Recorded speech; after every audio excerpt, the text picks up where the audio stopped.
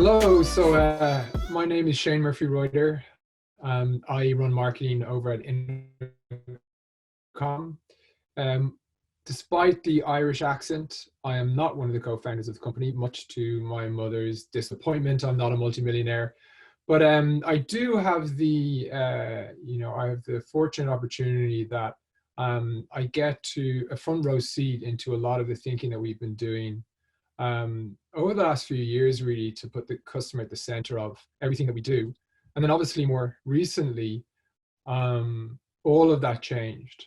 Our jobs as businesses, and particularly in marketing, is to understand the customer, understand what makes them tick, understand their hopes, their dreams, their desires, and build a product that adds value to them.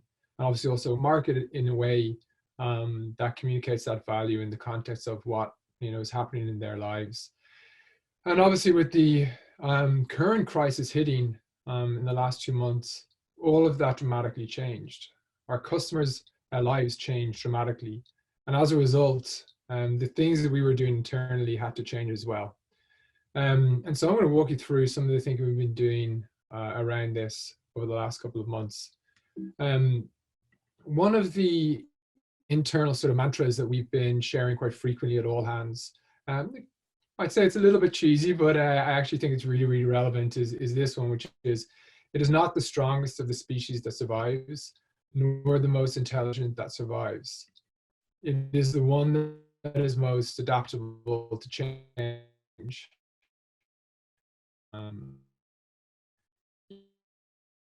Said things have changed dramatically. Didn't just change one time and suddenly, okay, there's a new normal. We now need to just do one change to our plans. The situation has been changing on a daily, weekly basis, and frankly will likely continue to change over the coming maybe even year or two, depending upon the knock-on economic impacts. And so this isn't just about changing once. This is now a philosophy that we have to hold dear to our hearts as we go after every single day of work. And so I really, I think this is really critically important for us all to think about. And so, what I want to talk about today are like 3 core areas that Intercom specifically has been thinking about in this overarching theme of how do we adapt to changes to our customers' lives. Usually when I give these types of talks, it is on a topic that I've spent 15 years of my career thinking about, have developed a blueprint for, have many examples of how I've worked through, challenges there. This stuff is pretty raw. I hope that I speak for most people on the line when I say that this is pretty new for all of us. Certainly we can lean on some of the lessons from other types of situations like crisis comms and those sort of things, but this is definitely fresh. And so what I'm going to walk you through is definitely the things that we as Intercom have been thinking about. But I think the main lesson is not so much these specific examples, but more that overall, because your customer situation has changed so much, all of the things that you are doing as a business will need to change and adapt. And as I said, on a continuing basis, given that this situation is changing so fast and so regularly. So I'm going to kick off now with one of the core areas that we jumped on first, which was like communicating business continuity and goodwill. So this is one of those things that I think every company recognized that they needed to do. But one of the things that at Intercom we try to get ahead of was really taking as early action and as decisively as we could on March. Started encouraging work from home, and then on March 13th we made it mandatory. And at that time, obviously, we also started communicating that to our customers. And you can see an example of a blog post here that we did to communicate that. It's fair to say that in all of my time working in marketing in situations where there are sort of crises, that acting early and doing it decisively is critically important. And so, this is an example of one of the things that we've been doing. But just as importantly, is taking that action, is communicating it proactively to our customers, and in a mindful way. We've all received those hundreds of emails from services that we've maybe used once 10 years ago. And oftentimes I've received ones in companies where they're using those emails as opportunities to sell. And so, I think on this one, it's critically important that you are communicating to your customers that, hey, we're here. This is how you can get in touch with us if you need support, and any other things that you might want to communicate. If your business has been impacted, that you need to communicate those things, that you do it proactively and mindfully. One of the things that we did to try and be mindful was a couple of things. One, we didn't want to obviously spam all of our users, and so we used our own data to identify dormant users and didn't message those. We used our in-app messaging capability to message them in the app so that we weren't adding to the sort of inbox fatigue. And so the little things like that, I think, that you can do to make sure that the content that you are sharing is done in a mindful way and not in a spammy way. And then, the third one on this one is really where you're trying to get into the adding value to your customers. For Intercom specifically, we actually have a product that our customers now needed to use in a potentially different way. We have some customers that are seeing 10x, an increase of 10x of their inbound support volume. And so we hustled to create a bunch of content that gave best practices on how to set Intercom up to handle high volumes of inbound queries, particularly using things like our automation. And so you can see, we created a video. This is Phil. Anybody who knows him has probably seen Phil. He's in our products and things, walking through how you can use it. We also created in-app messaging, as I said, for customers to promote this stuff so that customers get access to it. Create a blog post, help center articles, and so to really communicate, hey, if you're struggling with this is how you can use our product. And I'm sure for all of your businesses, there are ways that you can use content and product education to help customers through this time. And then the final one is, a little bit more, I don't want to say sensitive or difficult, but, social responsibility right now is critically important. We are all part of a community of businesses, and I think there are loads of examples of companies stepping in to help where they can in these situations. From an Intercom perspective, we obviously wanted to offer Intercom for free to any companies that actually were trying to fight COVID-19 or the impact that it's having on society, such as the Andorran government are using us on their website. And when we actually originally rolled this out and didn't say anything about it because we didn't want to come across as kind of selling it, we decided to actually write a blog post to at least communicate that we are doing it, so if people are looking for it, that they can find it, but try to do it in a way that wasn't too self-promotional. And so definitely, again, for your businesses, if there are ways that you can support the community out there, they're always appreciated by customers and the broader community, and trying to find that balance of not being overly self-promotional about is critically important. I say that knowing that I'm now promoting it to a bunch of people, so I probably come across as hypocritical there, but I'm sure you'll forgive that. So yeah, moving on. So that section was all about, how do you, in the early days, quickly communicate the key things to your customers around, hey, we're here, here's how we can help, and here's how you can use our product differently, I think is critically important. The second section is a bit longer term thinking around how does the changing customer landscape impact your product and or marketing plan is customer insight. It is absolutely what should drive everything that we're doing. And if that customer context changes, obviously your marketing and product plans need to change. And so here, I'm going to walk you through some examples of how we've been doing that at Intercom. We first off did a bunch of research into our customers through surveys, through working with the sales teams to understand what was on our customers' minds, what were the pain points they were having. So try to understand the changing landscape. The examples here aren't Intercom specific. I think these are examples of just generally changing consumer behavior, such as like commuter traffic just dying off. And so if in your marketing plan you've got radio advertising, the effectiveness there is going to obviously drop considerably. But even things like Zoom obviously exploding mean that maybe you want to move to virtual events like SaaStr probably have. But really understanding and working either with your sales team or working through direct customer surveying to understand what are the changing needs of your customers is really, really important. And Intercom, we use that to do things like reprioritize some of our product strategy.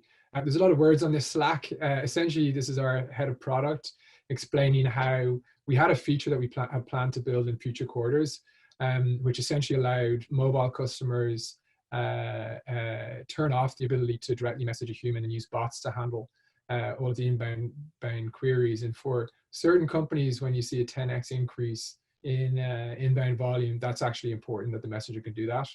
And so in 2 short business days, managed to bring that forward and build it and ship it. And so great example of that, using the insight to reprioritize things and deliver value to the customer. From a marketing perspective, really everything changed for us. We had to review every single part of our marketing plan. We had to pause most of our content marketing that we had planned because it would have been tone deaf. We had a big above the line, what we're calling our hero marketing campaign, was set to go live in a few weeks, that we're pushing until September because again, it would be tone deaf. And then even things to a copy on our homepage that we want to update to make sure that it was talking more about what's happening these times. There's not a line on our marketing plan that has not been adjusted to reflect the current situation. And so I'm sure any other marketers on the call are doing a similar thing. And my heart goes out to you. It's a lot of work, but really critically important that you do that work. And this is one of the few non-Intercom examples I wanted to give, because I just think it is the most amazing example of product strategy changing quickly, which is Airbnb, whose obviously revenue is gone, core revenue is gone. They launched these experiences.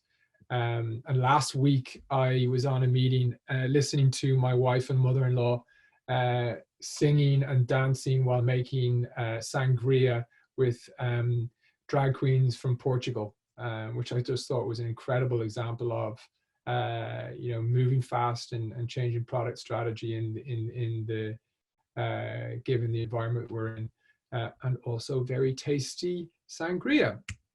And so finally, the other area that we've been thinking a lot about is how do we communicate to our customers, and also how do we help our customers communicate with their customers. The need for customer communication has changed dramatically for most businesses since this situation started. 47% of support teams have seen an increase in the volume of their inbound queries since the outbreak of COVID-19. Here's a graph that shows overall the weekly conversations with support agent within Intercom, and so you can see that very clear uptick. Now that's a tale of 2 very different worlds. Obviously, we have a chunk of customers who've not seen much change if they're in relatively unimpacted industries. And then some customers who have seen a 10x increase in their inbound volume. And so how do you communicate with your customers when you're going through that type of change? And so one of the things, we hold dear internally within Intercom is thinking about our communication strategy very much as a funnel, starting at the top with proactively, how do you identify problems that you think your customers are going to have, proactively communicate with them in a way that cuts out the issue at the root cause so that it never turns into a potential question. There will be things that you don't proactively obviously educate your customers on that turns into a question. And we use internally, and I know that actually SaaStr for this event use automation and bots to get customers answers immediately to the common questions. And so we call self-service. And then finally, there will be certain things like queries that are very much more sort of challenging to answer, that require a human to step in and to answer those questions with obviously empathy. We very much think about this similar to with banks, the self-service is the ATM, which people just want to get out the cash, but there is the need to go and sometimes talk to the bank manager. And so from proactive, again, here's an example of a message that we sent out to our customers in app, essentially trying to educate them about that we're still here to help and how they can use Intercom to handle the current situation. But we use in-app messaging and things like product tours in a wide variety of different ways to educate our customers proactively before any issues arise. This is an example of ShipBob, who you can see the quote here, where they're using in-app notifications to help their merchants understand their changes to their operating procedures. And it's made a big impact on their ability to cut out inbound queries before they even turn into questions. And then, from a self-service point of view, this is an example of a company called AccuRx, who've seen a 10x increase in inbound queries, and they've been using bots to handle that. And so they've been able to manage the effective resolution of that massive increase in questions without drowning their support team because of bots and automation. Another example here is Get Cal Fresh, who facilitate the food stamp program, and they've seen a 4x increase in weekly applications from 1,500 to 6,000. And using bots, they've been able to effectively manage that again without drowning their support team.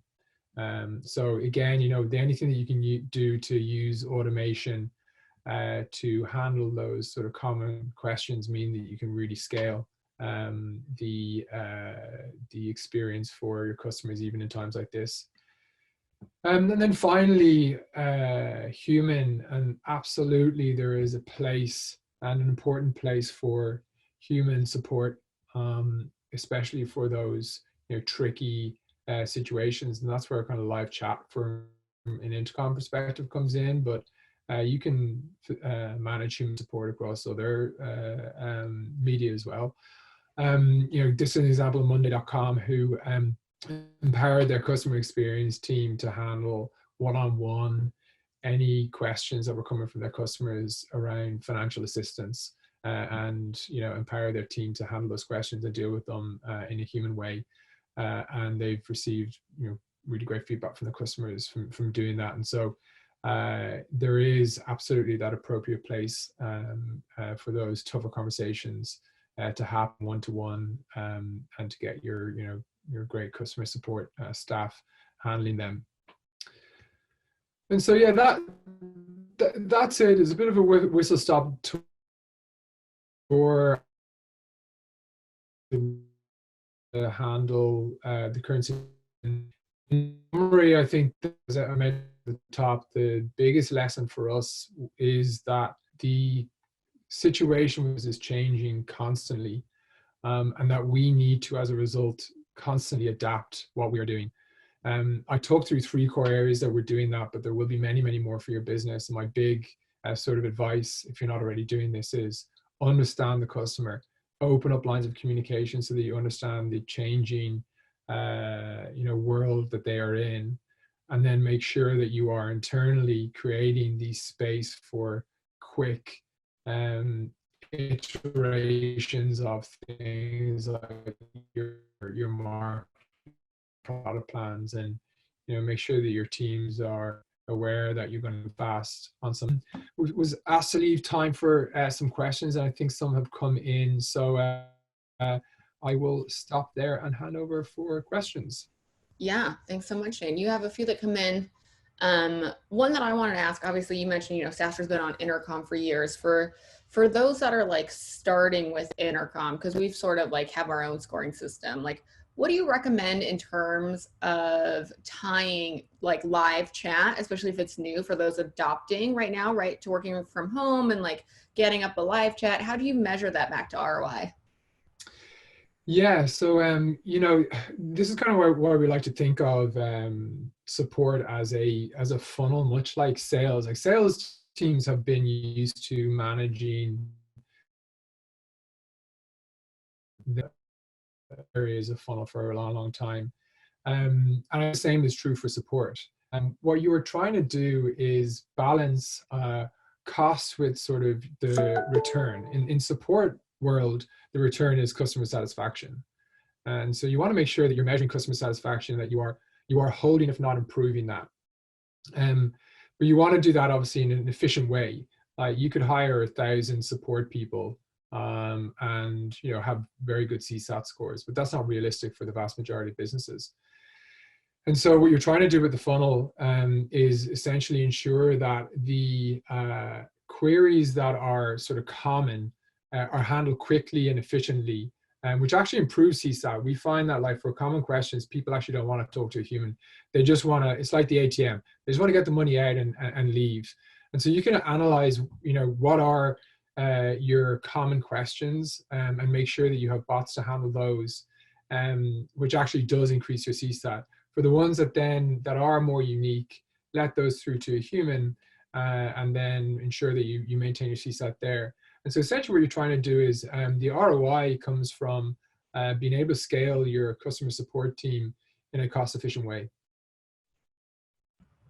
No, definitely, for sure. And then just one last question before we have to hop. Have you seen a like super interesting use case from any of your customers of what they're doing with Intercom now, like given everything that's going on? Yeah, that's a great question. I think some of the more advanced customers are the likes of ShipBob, and like I'm going to skirt the interesting. It's not like revolutionary like the content necessarily that they're sharing, but they're a really good example of a company really like leaned into that idea of the support funnel. And I kind of use the example there of where they are using proactively in-app notifications to get ahead of questions that they know that are going to be coming in, and as a result cutting them out even up front. Then they have the bots that come in and then the humans that come in after that. So I think that they're probably a really good example of just a company that have leaned in heavily to the idea of a support funnel and have been doing it very very well. Yeah, that instant feedback loop on Intercom is so powerful. Sometimes, like if we forget something, people will tell you right away, or if there's like a link missing. Obviously we're using it today. People signed up for Summit on it, which I think is super cool. So people sign up for Intercom on Intercom. Yeah. So thanks so much, Shane. We're big fans of Intercom. Thanks for joining and sharing your insights with SaaStr. Stay safe and see everyone at the next one. Thanks very much. And if anybody has any questions, I'm on Twitter if you want to follow up at Shane Murphy with an F in the Murphy. So hopefully continue the conversation.